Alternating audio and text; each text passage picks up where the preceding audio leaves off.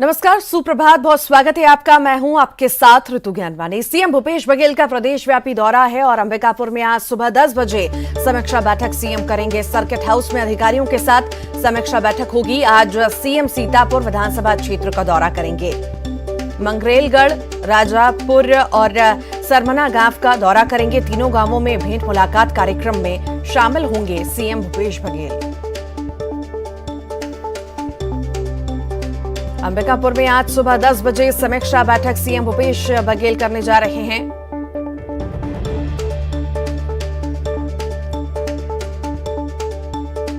Circuit house में अधिकारियों के साथ समीक्षा बैठक सीएम करेंगे। आज सीएम सीतापुर विधानसभा का दौरा करेंगे और साथ ही साथ मंगरेलगढ़, राजापुर और सरमना गांव का भी दौरा करेंगे। तीनों गांवों में भेंट मुलाकात कार्यक्रम में सीएम भूपेश बघेल शामिल होंगे।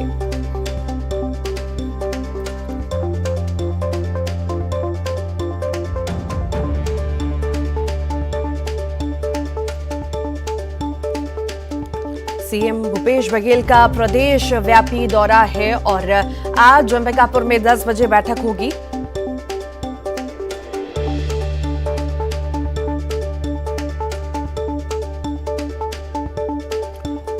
और इसी पर अधिक जानकारी के लिए वरुण हमारे साथ जुड़ गए हैं। वरुण, प्रदेश व्यापी दौरा जारी है सीएम भूपेश बघेल का। आज अंबिकापुर का दौरा है, बैठक होगी। कितनी बैठक खास होगी और क्या कुछ रहने वाला है इस बैठक में?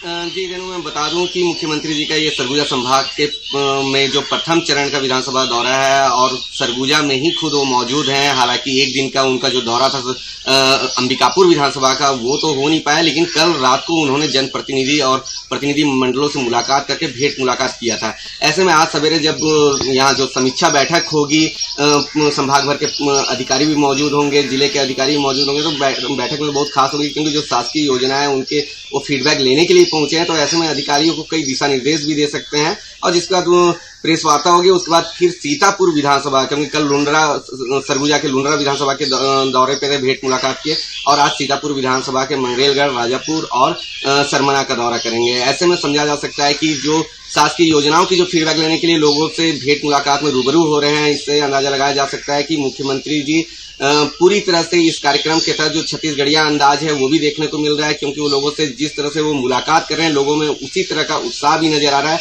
लोग क्योंकि जिस तरह की तस्वीरें लगातार सामने आ रही है, तस्वीरों में देख सकते हैं कि जब छात्रों से मिलते हैं या फिर खुद भेंट मुलाकात कार्यक्रम में जनता तक वो खुद खड़े होकर पहुंच जाते हैं, उनकी समस्या, उनके आवेदन को खुद अपने हाथों से लेते हैं और लोगों में इसी बात का बहुत ज्यादा उत्साह होता है कि मुख्यमंत्री उन तक पहुंच रहे हैं, उनकी समस्याओं को बिल्कुल करीब से जान रहे हैं। तो ऐसे में समझा जा सकता है कि उनका दौरा संभाग से शुरू हुआ और आज संभाग में ही खत्म होने वाला, खासकर प्रथम चरण का। तो ऐसे में आज का दिन बहुत अहम और खास होने वाला है। जी रेनू जी, बहुत शुक्रिया जानकारी को साझा करने के लिए। और सीएम भूपेश बघेल अंबिकापुर में गोंडवाना भवन पहुंचे और आदिवासी समाज सम्मेलन के कार्यक्रम में शामिल हुए। मुख्यमंत्री ने परिसर में स्थित देवगुड़ी में पूजा अर्चना की और इसी मौके पर सीएम ने कई घोषणाएं भी की।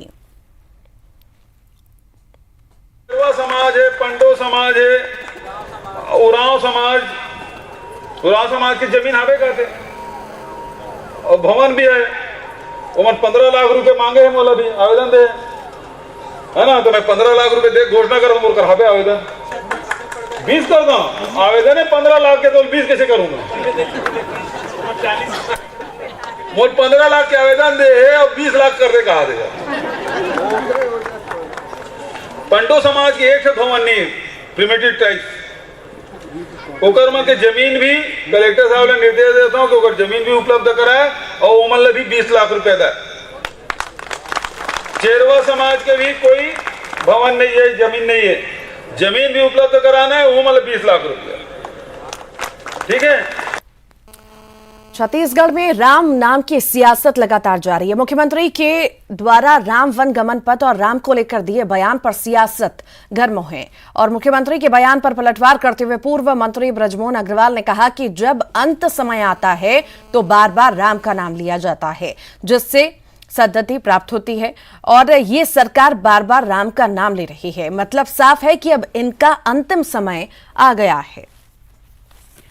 कोई व्यक्ति का जाने का समय आ जाता है तो कहते हैं कि उसके नाम से राम निकले तो उसकी सदगति होती है, और मुझे लगता है इस सरकार का जाने का समय आ गया है। जब कोई व्यक्ति का जाने का समय आ जाता है तो कहते हैं कि उसके नाम से राम निकले तो उसकी सदगति होती है, और मुझे लगता है इस सरकार का जाने का समय आ गया है।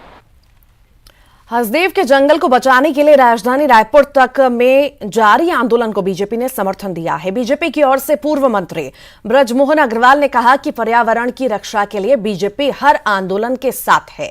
बीजेपी उन सभी आंदोलनकारियों के साथ है जो सरकार की नीतियों और निर्णयों के खिलाफ प्रदर्शन कर रहे हैं। जिस प्रकार से वनवासियों के साथ में, अनुसूचित जनजाति के साथ में, आदिवासियों के साथ में ये सरकार अन्याय कर रही है, अत्याचार कर रही है, उनका शोषण कर रही है, आज पूरा बस्तर सुलग रहा है। ऐसा कोई दिन नहीं है जिस दिन बस्तर में कोई आंदोलन नहीं हो रहा है। छत्तीसगढ़ का जो प्राकृतिक वातावरण है उसको बिगाड़ने की जो कोशिश ये सरकार कर रही है, उसमें जो हमारे वनवासी, हमारे अनुसूचित जाति जनजाति के बंधु आंदोलन कर रहे हैं, भारतीय जनता पार्टी उसके साथ में। कवर्धा में बीजेपी सांसद संतोष पांडे ने कांग्रेस के कृष्ण कुंज अभियान को लेकर तंज कसा। उन्होंने कहा कि कांग्रेस को अब सभी भगवान याद आएंगे। कांग्रेस की ये भगवान में आस्था नहीं बल्कि राजनीति है। राहुल गांधी कोर्ट के ऊपर जनेऊ पहनने लगे हैं। ये वही कांग्रेस है जिन्होंने भगवान राम को काल्पनिक बताया था। राम मंदिर के मामले में कोर्ट में अड़ंगा डालने का काम किया। महाराष्ट्र में सांसद नवनीत राणा ने हनुमान चालीसा का पाठ किया तो उन्हें 14 दिनों के लिए जेल भेज दिया गया। अब कांग्रेस पार्टी छत्तीसगढ़ में इनको कृष्ण जी याद आ रहे हैं, इन्हें शिव शंकर जी भगवान राम याद आ रहे हैं। यही कांग्रेस पार्टी है जिन्होंने पाठ्यक्रम से इन्होंने एक पाठ को हटवा दिया। यह कदम का पेड़ अगर मैं होता यमुना तीरे, मैं भी उस पर बैठ कन्हैया बनता धीरे धीरे। देश में कोयले की कमी और बिजली संकट को देखते हुए कोल इंडिया ने देश के 8 राज्यों में से 6 से 12 साल पहले बंद की गई 293 में से 20 खदानों को फिर से शुरू करने का फैसला किया है। इन खदानों को सुरक्षा और हादसों के चलते बंद किया गया था। दोबारा शुरू होने वाली खदानों में छत्तीसगढ़ की 4 खदानें भी शामिल हैं, जिनका south Indian cold fields SECL ने टेंडर जारी कर दिया है। देश में इस वक्त बिजली की मांग अब तक के सर्वाधिक स्तर की ओर बढ़ रहा है और उसी अनुरूप यह कोशिश की जा रही है कि ज़्यादा से ज़्यादा कोयला पावर प्लांटों को उपलब्ध कराया जाए। इस संबंध में कोयला मंत्रालय के निर्देशन में एक आकर्षक प्रस्ताव जो प्राइवेट सेक्टर के प्लेयर्स के लिए आया है, यह कि देश भर में जो कोल इंडिया की 20 बंद पड़ी खदानें हैं उनको जो है हम प्राइवेट प्लेयर्स को दें, वो उससे कोयला निकालें। ये MDU मोड होता है एक, और रेवेन्यू शेयरिंग जो है मॉडल। रायपुर पुलिस की बड़ी कार्रवाई सामने आई है। 55 आरोपियों को पुलिस ने गिरफ्तार किया है। अलग अलग थाने से ये गिरफ्तारियां हुई हैं। 13 आरोपियों पर हथियार लेकर धमकाने का आरोप लगा था। 23 आरोपियों पर अवैध शराब बेचने का आरोप है और इन सभी की गिरफ्तारी हुई है। फिलहाल पुलिस पूछताछ कर रही है इस मामले में।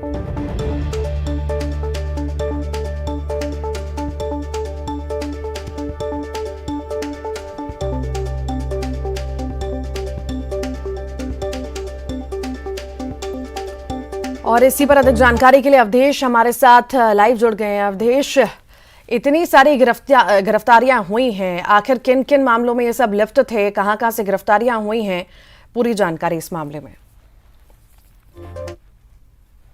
बिल्कुल, देखिए, दरअसल राजधानी रायपुर में अपराध का लगातार बढ़ते ग्राफ से पुलिस प्रशासन चिंतित है। पुलिस बात को लेकर चिंतित है कि आखिरकार पुलिस की धमक धरातल पे क्यों नहीं दिखाई पड़ रही है। तब जाके पुलिस को एक बात का आभास हुआ कि अपराधियों के प्रति जो ढील ढाल का रवैया है वो पुलिस के लिए भारी पड़ता दिखाई पड़ रहा है। और यही वजह है कि दिन दहाड़े चोरियों से लेके डकैती से लेके चाकूबाजी की घटनाएं आम होने लगी। नए IG आए हुए हैं OP पाल, उन्होंने बाकायदा SP की बैठक ली, सारे थाना प्रभारियों की बैठक ली, अधिकारियों की बैठक ली और इस बात के निर्देश दिए कि कॉम्बिंग गश्त चलाया जाए। कॉम्बिंग गश्त चला के पुराने जो हिस्ट्री सीटर हैं, जो लगातार जिनके खिलाफ शिकायतें आ रही हैं या किसी के भी खिलाफ किसी भी तरह की शिकायत आ रही है तो उस पर तत्काल कार्रवाई की जाए। और यही वजह है कि 2 दिनों के भीतर 100 से अधिक अपराधियों के खिलाफ, आरोपियों के खिलाफ पुलिस ने मामला दर्ज करके उन्हें जेल के सलाखों के पीछे तक पहुंचाया है। तो कुल मिला के ये कि बिगड़ते कानून व्यवस्था को संभालने के लिए, क्योंकि सबसे बड़ी बात एक ये भी है कि जिस तरह से मुख्यमंत्री सभी विधानसभा का दौरा कर रहे हैं और राजधानी में भी उनका दौरा होना है, तो राजधानी में दौरा होना और अगर राजधानी रायपुर में ही कानून व्यवस्थाओं पर सवाल उठा तो समझा जा सकता है कि प्रदेश की किरकिरी किस स्तर पर होगी। शायद ये भी एक वजह है कि पुलिसिंग को चुस्त दुरुस्त करने के लिए, अपराधियों के मन में खौफ भरने के लिए लगातार ये कार्रवाई की जा रही है, चाहे इसमें चोरी के आरोपी हो, शराब बेचने के आरोपी हो या फिर अन्य तरह के आरोपी हो, सभी के खिलाफ पुलिस लगातार कार्रवाई कर रही है। जी अवधेश, चलिए बहुत शुक्रिया जानकारी को साझा करने के लिए। और भिलाई के जामुल में एक घर में नवविवाहित महिला की हत्या हो जाने से हड़कंप मच गया है। महिला लहूलुहान अवस्था में घर के कमरे में मिली है। घटना की सूचना पुलिस को दी गई, जिसके बाद पुलिस के अधिकारी मौके पर पहुंचे, जांच शुरू की। पति से विवाद हत्या का कारण माना जा रहा है। फिलहाल जामुल पुलिस पूरे मामले की जांच कर रही है। पुलिस ने मृतक महिला के पति को हिरासत में लिया। बताया जा रहा है कि महिला के पति ने हत्या की बात पुलिस के सामने कबूल की है।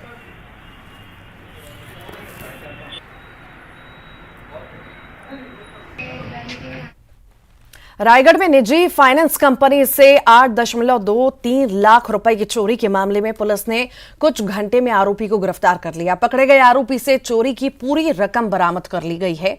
आरोपी और कोई नहीं, शाखा का फील्ड अफसर ही निकला। पुलिस ने आरोपी को गिरफ्तार किया, न्यायिक रिमांड पर भेजा गया है।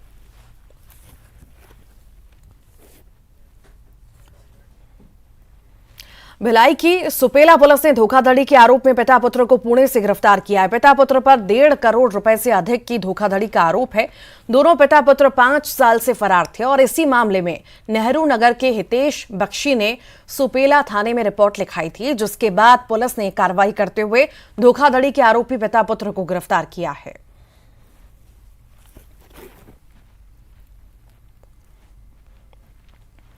दंतेवाड़ा जिले की एक नाबालिग लड़की को जबरन एमपी में 50,000 रुपए में बेचने का मामला सामने आया है। पुलिस के मुताबिक आरोपी महिला ने शाहजहांपुर के एक शख्स के हाथों नाबालिग को बेच दिया और इस शख्स ने पीड़ित से जबरन शादी कर ली।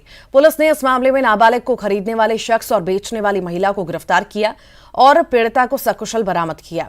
उसके मां बाप को सौंप दिया गया है।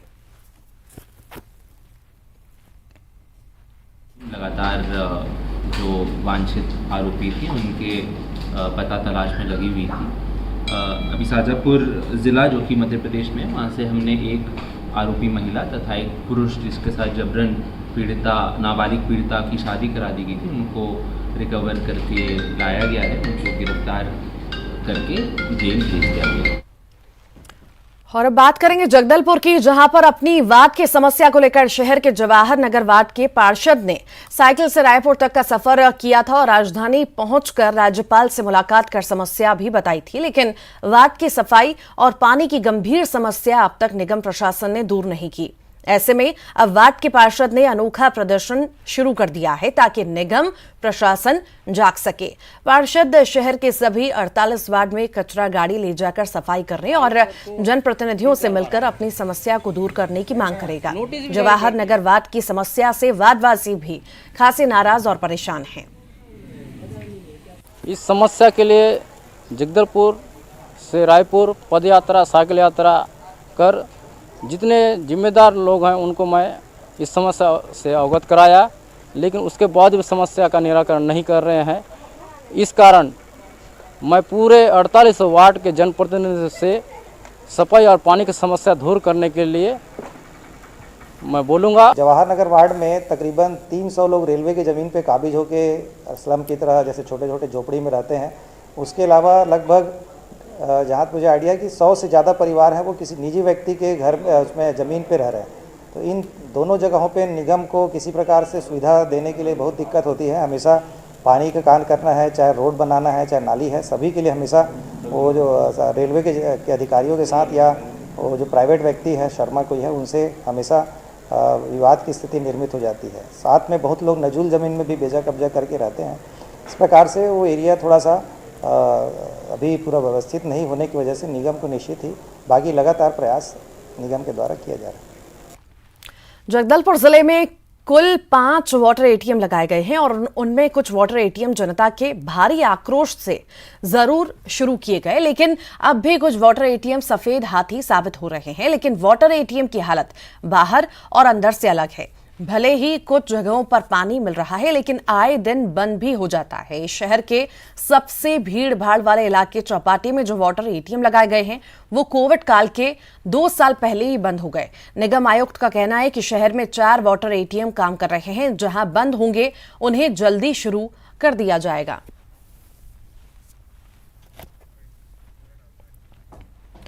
कोरबा में किसान सभा ने 4 घंटे तक एससीएल गेवरा खदान को बंद किया है, जिसके बाद टैंकर से गांवों में पानी पहुंचा और बोर खनन के लिए बुधवार को सर्वे किया जाएगा। गौरतलब है कि खनन प्रभावित ग्राम भरबाटा और पंडरी पानी के ग्रामीणों ने तत्काल टैंकरों से पीने देने की मांग की थी और गेवरा खदान को बंद कर दिया गया था। इस आंदोलन की चेतावनी किसान सभा ने 1 सप्ताह पहले ही प्रतिबंध को दी थी, माफ कीजिएगा प्रबंधन को दी थी, और इसके बावजूद एससीएल प्रबंधन पेयजल समस्या को हल करने के प्रति उदासीन रहा।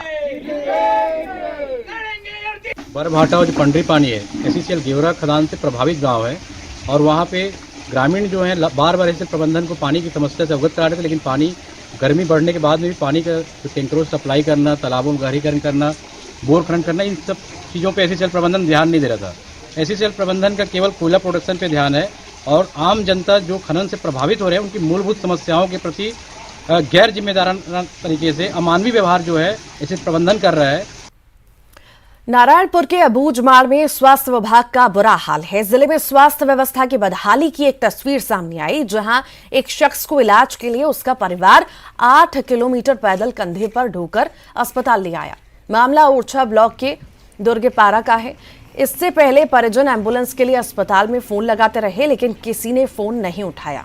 दरअसल अस्पताल में पड़ा एम्बुलेंस खराब पड़ा है, जिसकी वजह से बीमार आदिवासी मरीजों को ऐसे ही कंधे पर ढोकर लाते हैं। दुर्गीपारा से बोह के लेके आए हैं, डिमरापाल गए हैं, बोल रहे थे तो बोह के ले जाओ, बोले तो बोह के लाए 2 बजे। कितना किलोमीटर? 8 किलोमीटर हो रहा है सर। धमतरी के मगरलोड में महिला एवं बाल विकास विभाग ने बाल विवाह रुकवाया। मगरलोड से सलोनी बारात जाने वाली थी और एक ही मौके पर महिला एवं बाल विकास विभाग की टीम पहुंची। टीम ने दुल्हन और दुल्हा पक्ष को समझा बुझाकर शादी को रुकवाया।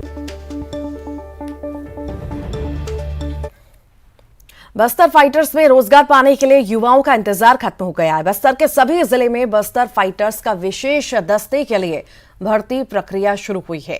नक्सल मोर्चे पर नक्सलियों से लोहा लेने और फोर्स को मजबूत करने प्रदेश सरकार ने बस्तर के युवाओं के लिए फोर्स में भर्ती होने का अवसर दिया है। बस्तर फाइटर्स की भर्ती सभी जिलों में शुरू हो गई है। बस्तर संभाग में बस्तर फाइटर्स के लिए 2100 पदों पर भर्ती की जानी है। इसके लिए 53,000 से अधिक आवेदन आए हैं। पहले दिन युवतियों के दस्तावेजों सत्यापन शुरू हो गए। पहले दिन 25,000 उम्मीदवारों के दस्तावेज सत्यापन के लिए बुलाए गए। 5वीं वाहिनी सशस्त्र बल कंगोली पहुंची युवतियां भर्ती को लेकर काफी उत्साहित दिखी। बस्तर के युवाओं को नक्सल मोर्चे पर तैनात किए जाने से नक्सलियों से न केवल आमने सामने की लड़ाई में फोर्स को फायदा मिलेगा, स्थानीय होने से, यहाँ के भाषा बोली से अवगत होने से अंदरूनी इलाकों में पुलिस की पहुंच भी आसान हो सकेगी। बस्तर फाइटर्स के लिए 3rd जेंडर भी भर्ती प्रक्रिया में शामिल है।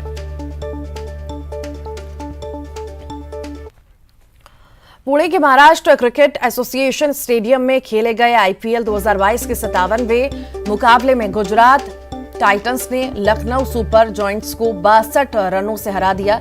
गुजरात की सीजन में ये 9वीं जीत है। इसके साथ ही हार्दिक पांड्या की टीम प्लेऑफ में क्वालिफाई कर गई है।